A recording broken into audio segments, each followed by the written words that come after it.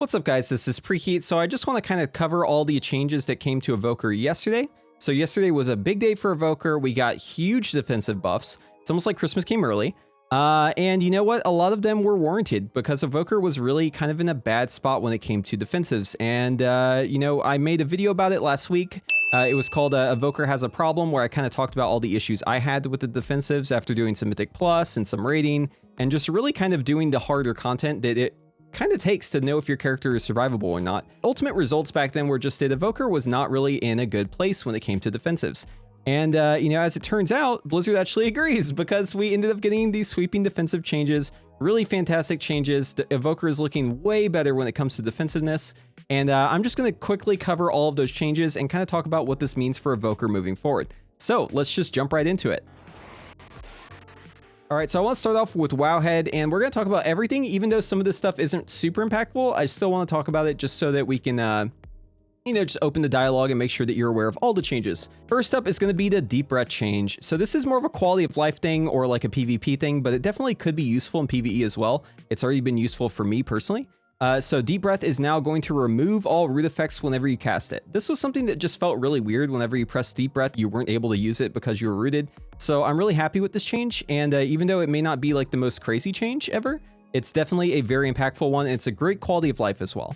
Okay, and next up is going to be Living Flame. So this is a change for Devastation. They're basically buffing the amount of healing that Living Flame does by 20%. So for those of you who are unaware, you know, back in the very start of beta, Evoker had fantastic healing. You were so good at healing even as a DPS.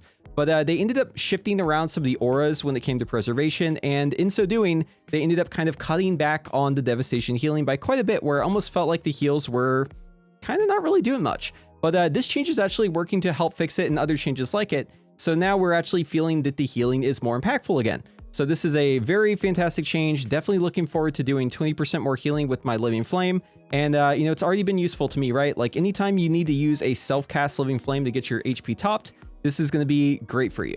Moving on from there, we have a passive. So this is going to be Tempered Scales, which is the passive from before. So this is new, and now we have more armor as an Evoker. So if we look in game, physical damage reduction equals 33.26%. Keep in mind, it's going to depend on like the level of your target for what the actual number is, right? But we do have some information about what this is going to pan out to look like.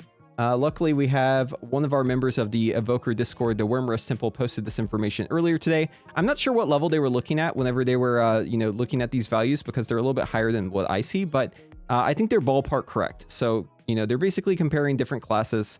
And it says the gear was the tier gear 398 or starter gear 340 for slots. Tier does not exist, including shield. So this is a rough estimate of what your armor is kind of compared to other classes. So Druid in Bear form came out at the top at 41.89%. A shield wearing a plate user came out at 40.13%. And then Evoker came out at 36.62%. So it looks like it's between the shield shaman and the shield plate, which, you know, to me, as an Evoker, it's kind of your class fantasy to pull aggro on the mobs, right? Because you do more damage the higher health targets are. And it's just like this huge incentive to hit mobs as soon as they come out, maybe before threat is necessarily established. So, you know, any change to defensiveness where we are more able to, you know, sustain our health and live in situations where we're being hit by a mob or maybe there's physical damage going out is very welcome, in my opinion. And, you know, I think Evoker should feel sturdy. So this is a great change. Now, armor isn't everything, right? Obviously, armor does not affect all sources of damage. It doesn't even affect all sources of physical damage necessarily, but it is very useful in general, and this is a great change, right? But it's not even the best change, though. We still have so much more to get into. So moving on from here, we have a change to Obsidian Scales and Obsidian Bulwark, and this is probably like the biggest thing, right? This is like the cream of the crop. So in your talent tree, if you look at your cooldown, right, Obsidian Scales, you'll notice immediately this is a very different talent, right? So first off, it is just 1.5 minute recharge just by default. Okay, so it's always 90-second cooldown on this. And it's also 30% now. So the duration is the same. It's still 12 seconds, but now it's 30% damage reduction. And it's 1.5 minute recharge. Also, you can get another talent here, right? So you have to pick 3 talents to get down to it, including the initial talent. But it is an additional charge. So you actually get 2 charges of Obsidian Scales. This feels so good. I can't even begin to explain like how much better this is than it was previously. So just to give y'all a little background, previously Obsidian Scales was 200% of your armor and a 20% magic reduction, right? So armor, obviously, like I mentioned before, it reduces physical damage generally, but not all damage is affected by armor. So in a lot of cases, you know, you'd press the button and it wouldn't really do anything to mitigate your damage because it'd be some sort of damage that wasn't magical, but it wasn't affected by armor. Not a great situation. Well, this new solution is much better because it's just a flat 30% reduction. If we're talking about physical damage reduction, when it comes to physical damage that's reduced by armor, previously that was a 32-ish%, right? So that's being knocked down to 30, but you have more armor, right? Don't forget, you have more armor now. So the compounding factor of having more armor, having just like, you know, around 10 to 15% more reduction just from your armor alone, right? Plus being able to now get 30% reduction with this talent. It's a lower cooldown. It's got 2 charges. This is just a fantastic defensive. They basically made Obsidian Scales go from 0 to hero with this, and I'm very excited for it. This is just, you know, fantastic change all around. I gotta really give it to Blizzard that, you know, when it comes to Evoker, they seem to really be making good changes across the board. But anyways, I want to move on here. So next up is going to be Panacea. So this is Emerald Blossom instantly healing you, and they just doubled the effect. So you just get twice as much healing whenever you press that. That's going to be the instant cast heal, right? So whenever you press the button and you instantly heal, that one, you know, healed me there for 41k. Yeah, this is a great change, and it definitely makes Emerald Blossom a more useful button to press. Before, it just really didn't feel like it was healing you much in a situation where you just needed healing right away. But this just change is definitely helping a lot in that regard. And remember, you can always modify this talent further with Inner Radiance, which is what I have currently, right? You won't always have this talent though, right? So if you ever need interrupts on a faster cooldown, or you're doing like Mythic Plus, you probably wouldn't heal as much because you wouldn't have Inner Radiance. But even so, it's, you know, a huge change, and I'm very happy about this.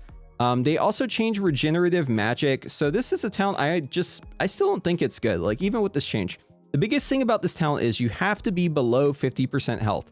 And in that situation, oftentimes you're just kind of dead anyways. I could see this being useful in a fight where there's a lot of damage over time. There's ticking damage. You're never really topped. You know, a fight like Lords of Dread during the Swarm, where a healer's just going crazy, just popping off, doing so much healing, and you're, you know, below 50% health. It could be useful in that situation. But generally speaking, this talent just doesn't really feel like it does much at all, right? Even with it doing 15% now instead of 10, I don't really think this talent is worth it unless you're having to take Source of Magic because you're being forced to. And Source of Magic in general is just not really good mana, especially with the fact that you're not really empowering your spells all the way for the most part, right? So you're not really getting much use out of it. I don't know. Testing this on raid testing, we saw that basically it was doing as much mana return as like a single symbol of hope from a priest, and that ability affects all the healers, right? Not just one. So yeah, I don't know. I'm hoping that we don't get stuck with this talent because I'm not really a fan of it. But if we are, you know, Regenerative Magic could be useful in some situations, but it's still, you know, it's still a niche talent, and I don't think we're really going to use it that much just in general play unless we're forced to by the healers. So hopefully we're not. All right, yeah, so not too keen on Regenerative Magic. I appreciate that they're buffing it, but still, I think we're only going to really take it whenever we're forced to pick up Source of Magic for a healer. So not too excited by that, to be honest with you, but we have a really nice change here. So Renewing Blaze is now an 8-second heal over time instead of 14 seconds. So this is actually an enormous change to improve the quality of life and just how good Renewing Blaze is in general. The way I like to describe the problem with Renewing Blaze is it just takes too long to heal you, right? Like this was the issue with it whenever it was 14 seconds especially. They're definitely putting it in the right direction now though with this change. So the way I like to describe the issue with Renewing Blaze is it's a button that you're pressing to live in a high damage situation, right? So think of it kind of like Health Pot. So imagine all the times when you're taking all this damage, right? And you're low and you use a Health Pot and it saves you, right? In that moment because you Health Potted in the critical, you know, you're literally about to die. You pop your Health Pot or Health Stone or whatever it is in this example. You pop it and it heals you the, you know, full or half or whatever it is, and it saves your life. So in that critical moment, imagine instead of Health Pot, right, you had this heal over time that was 2 seconds. Every 2 seconds it healed you, and it lasted 14 seconds, right? So in that critical moment, you'd have to wait for 2 seconds, and it would only heal you for 14% of what it used to on the first tick in this example, right? So there's no world where this would be anywhere close to as useful as just like a normal Health Pot, right? Like a Health Pot would always be better in pretty much every situation, unless there's no risk of dying in the first place, right? But in that case, it'd probably be low damage taken, right? Like unless you have some sort of big cooldowns to pop. But here's the worst part. Renewing Blaze only heals the damage you take, which means that it's most effective in heavy damage taken, right? So this is kind of at odds with the fact that we're saying that you know, it's a heal over time and you have to wait for it to kind of take effect to actually do its job. And in that case, you kind of need it to be low damage taken, right? So, you know, we have a situation here where it's like, okay, well, it's best with high damage taken, but also you have to survive. You have to get through it, right? And before, Evoker really didn't have good, strong personals to pair with it to actually be able to survive long enough for Renewing Blaze to do its job. Well, it turns out that this is all changing, right? Because like we said before, we now have Obsidian Scales as a 30% modifier, which is on its own very huge, right? We have the armor increases. We have more instant cast self-healing. And then also Renewing Blaze is now 8 seconds instead of 14 seconds. And this is just absolutely huge, right? You can think of it like this. If your character took 100k damage in the first you know, second of Renewing Blaze being out, right? Just 100k, half your health, boom, instantly gone. With the old Renewing Blaze, it would be a heal over time of about 7k HPS. With the new Renewing Blaze, it's going to be more like 25k per tick, so it's going to be about half that at 12.5k heal over second. So this is just almost doubled in effectiveness, right? Not to mention the fact that you can pick up the other talents with it, right? So if you want to, you know, grab those talents, we've got, you know, Fire Within for shorter cooldown, right? This is now definitely way better because it's just better in general, right? So having a lower cooldown on a better talent is just great. And then we also have Foci of Life. So this is actually nerfed now, if you think about it, because it used to last 14 seconds. Now it's only going to last the initial 8 seconds. However, this actually affects the healing from the from Renewing Blaze while the initial buff is still up. So you'll actually have 20% more healing while that is active. And then afterwards, it goes back to just normal healing. But the biggest part of this is that it's from all sources, right? Not just from you. So this can be really, really useful for if you're taking a lot of heavy damage and healers are doing a bunch of healing, because you're just 20% easier to heal, plus you're doing a lot of healing on yourself. So overall, I think that this is just a fantastic change. Definitely a big move in the right direction. I'm not sure if Renewing Blaze is anywhere near overpowered at this point, right? It seems like it's pretty good, but maybe not overpowered anyway. But, you know, that's probably a good place for it, right? I feel like it's a good place given all of the other changes that we have coming to Evoker when it comes to the defensives.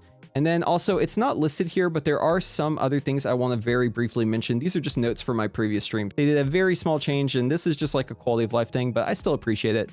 They made the Snapfire buff last 15 seconds instead of 10 seconds.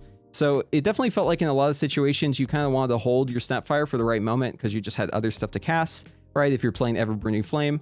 And this change is really great because it just gives you more leeway in waiting to use your Snapfire, which is, you know, this is a great change, right? So all around, I'm really impressed by the changes that we've seen here. I think that they're looking like fantastic across the board. Evoker is looking much better defensively. You know, really excited to see this class once it comes in the pre-patch. By the way, Evoker's coming, right? It's coming. It will not be with pre-patch. It'll be 3 weeks later, which is quite a while later. A little disappointing, I must say. But hey, at least it's still coming before the expansion, and at least it's going to be way easier to survive, right? So that's probably the biggest gain here. But anyways, that's really all I have for today. If you like this video, be sure to give it a like. And if you want to see more of my content, be sure to subscribe and ring that notification bell. And that way you'll be notified whenever my new videos come out. So yeah, hopefully I see you in the next one.